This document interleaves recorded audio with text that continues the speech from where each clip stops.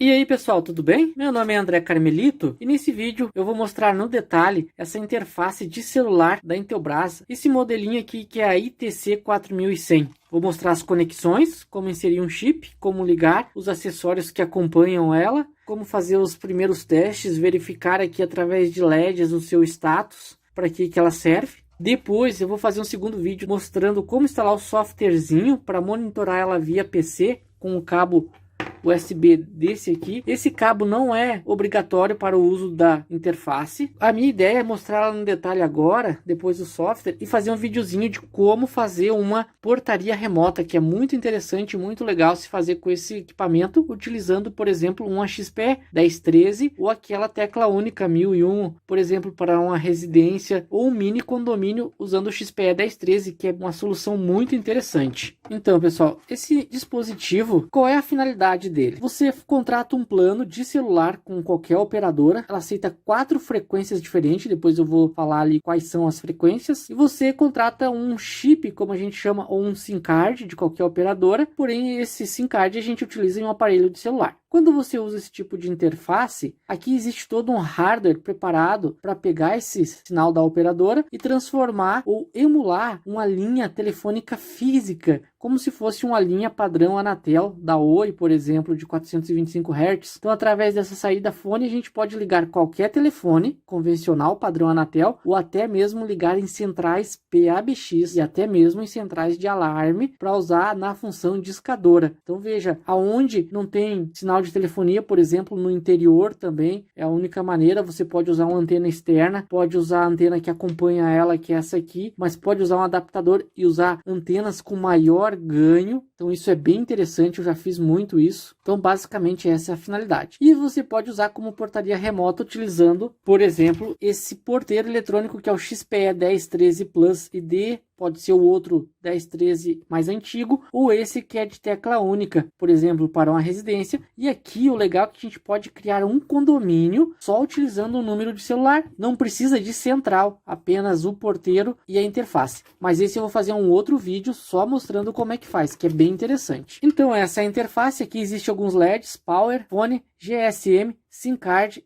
e Signal. Aqui é o sinal aqui que ela nos mostra através de LED. Então esses LEDs é uma interface para nos mandar um feedback, né? Aqui atrás ela tem a entrada para a fonte de alimentação que acompanha, que é uma fonte de 12 volts por 1 ampere. Então a gente pode ligar a fonte aqui. O bom é que se você quiser usar, por exemplo, lá no interior, numa entrada de uma chácara ou de uma fazenda, usar um sistema solar, você nem precisa usar essa fonte, você pode ligar isso aqui direto em 12 volts, numa bateria, por exemplo, ou no inversor. Se tiver lá o inversor para 220 ou 110, por exemplo, aí você pode usar essa fonte. Aqui é a conexão para antena, ela já acompanha essa anteninha, então é muito legal. Depois no software a gente pode ver o ganho, a intensidade do sinal da operadora em dB. Eu vou mostrar no segundo vídeo como instalar esse softwarezinho. Então essa anteninha é a que acompanha o produto. Se o sinal não estiver bom, você espeta o notebook e você pode verificar a posição lá desse sinal. Aqui a saída, como eu já falei, para o telefone é um RJ11 que a gente chama. Por exemplo, aqui para fazer o teste eu vou usar esse sem fio. E ele já tem o cabinho padrão que é universal. A gente só espeta aqui, ó. Beleza, tá resolvido. É o padrão de telefonia. Aqui tem uma proteçãozinha que a gente retira. E olha só, aqui a gente tem o slot para pôr o SIM card ou o chip, como popularmente a gente conhece aí. E ele só tem uma maneira de encaixar aqui, não tem segredo. Você espeta, ouviu o estalo, tá pronto. Se quiser retirar, pressiona, ele destrava, pode puxar com a pinça, é melhor, ou com a mão mesmo. Só inserir aqui. E aqui está a conexão para o cabo USB. Então esse cabo USB é necessário só para configurar, precisar fazer alguma configuração específica, por exemplo, uma lista branca ou uma lista negra, porque a gente pode bloquear números para originar ou para receber. Se tu quiser permitir que ela receba ligação de apenas um número, a gente tem como fazer isso. Eu vou mostrar num videozinho do software. E olha só o tanto que é fácil de trabalhar com ela. Nesse momento aqui eu posso até tampar. Eu não preciso programar ela para funcionar a primeira vez. Só ligar ela e aguardar ela autenticar, receber o sinal da operadora. Se tu tiver um plano aqui e esse chip estiver operacional, né, ou seja, o SIM card, ela já está funcionando. Eu vou alimentar a fonte, então é 110 ou 220. Vou ligar aqui numa tomadinha elétrica. E veja que já acendeu os LEDs, o power está aceso e ela começa a correr os LEDs aqui, indicando que está inicializando. Dependendo do sinal, ela pode demorar aproximadamente 1 minuto ou até mais para estabilizar, mas isso depende do sinal aí no local. Então vamos aguardar aqui, enquanto isso ela fica fazendo esse status aqui com os LEDs.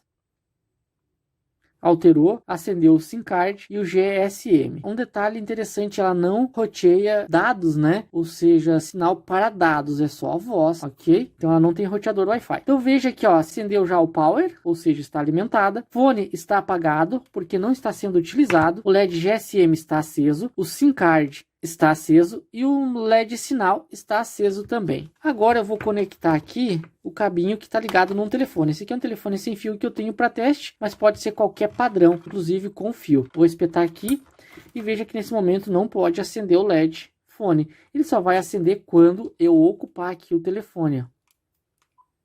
Ocupei ele, agora acendeu e começou a piscar o sinal. Vou desligar. Eu vou ocupar aqui no Viva Voz.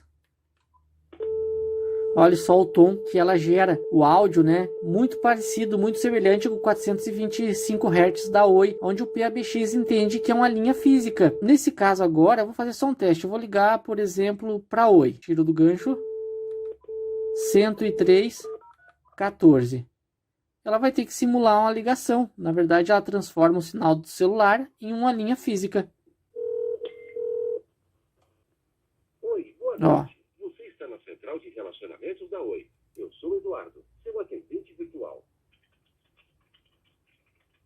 Funcionando perfeitamente. Agora eu vou simular uma ligação para ela aqui de um aparelho celular. O que eu vou fazer agora? Eu vou ocupar ele aqui e vou digitar o número do meu celular, desse celular aqui, e ele vai chamar. Agora é só aguardar ele chamar.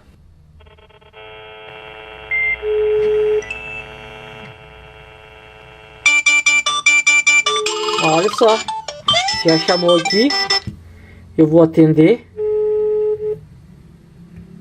Alô, já está se comunicando. Desliguei. Posso fazer o inverso também, chamar desse aparelho para a interface. A própria interface já manda o sinal de ring que é necessário para despertar a campainha do aparelho. Chamou, começou a piscar o LED do fone e já tocou aqui. E eu posso atender. Alô.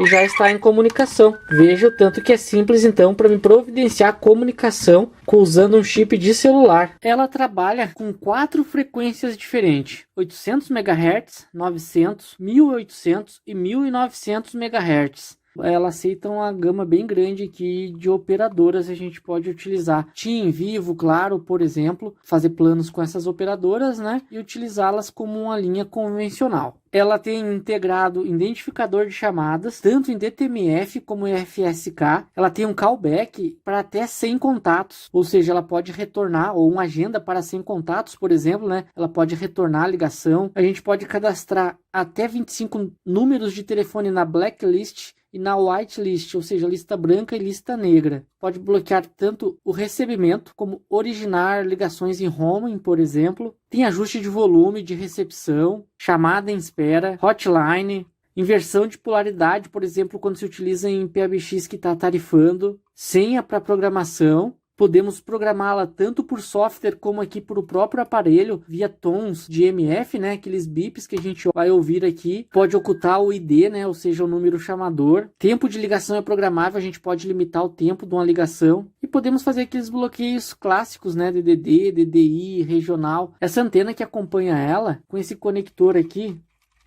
com SMA, que é chamado, fêmea, ela é para 5 dBi, o ganho dela.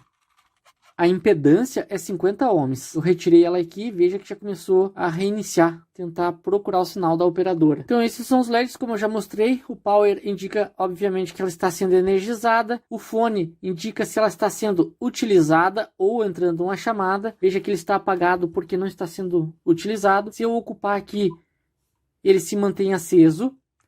E se estivesse recebendo uma ligação, ele vai começar a piscar. Esse LED GSM aqui, ele indica conexão com a rede GSM. Por exemplo, se ele estiver aceso como está agora, significa dizer que a interface está registrada na operadora do SIM card. Quando ele está apagado, ela não está registrada, tem algum problema ali com o SIM card. E quando ele está piscando, ela está tentando realizar a conexão com a operadora. Esse aqui que é o GSM. E esse que está escrito SIM card, quando ele está aceso é porque o SIM card está presente, e quando ele está apagado é porque está ausente, obviamente, ou queimado também. E esse sinal, ele é um indicativo de sinal da operadora, por exemplo, para a gente ter uma noção da potência do sinal. E como é que funciona esse aqui? Por exemplo, a gente tem ele aceso, ele está com sinal entre menos 51 e menos 85 dBm. Isso é um sinal excelente, quando ele está aceso direto aqui. Quando ele está piscando, significa dizer que o sinal está bom. Está em menos 87 e menos 97 dBm. Então o sinal está bom. E quando ele está piscando 3 vezes com intervalo de 3 segundos, ele pisca 3 vezes, 3 segundos apagado, ele está com sinal ruim, que é um sinal ali entre menos 99 e menos 7 dBm. E quando ele pisca só uma vez, com intervalo de 3 segundos, piscou uma vez, aguarda 3 segundos, é porque na verdade o sinal está abaixo de menos 109 dBm. Nesse caso, praticamente sem sinal ou um sinal muito ruim mesmo, ou praticamente ausência total de sinal. Então com esse LED a gente já tem essa referência aí da potência do sinal, vamos chamar assim, de relação de comunicação dele com a ERB, que é a antena lá da operadora, a gente chama de estação rádio base, né? Então aqui que a gente consegue ver então a potência. E quando a gente precisa ligar a um PABX, então a gente só puxa um cabo daqui até lá na posição de entrada de linha tronco, vai entrar como uma linha tronco analógico na central telefônica. E lá na portaria virtual, que é um vídeo que eu quero fazer em seguida, ele vai entrar como se fosse o ramal lá no XPE 1013. Então o próximo vídeo que eu vou fazer sobre o softwarezinho dela, como baixar e instalar ele, como fazer programação e verificar o sinal. E o próximo em seguida daí eu já vou fazer da portaria virtual utilizando o XPE 1013, tá bom pessoal? Dá um like, se inscreve no canal para ajudar, muito obrigado e até o próximo vídeo.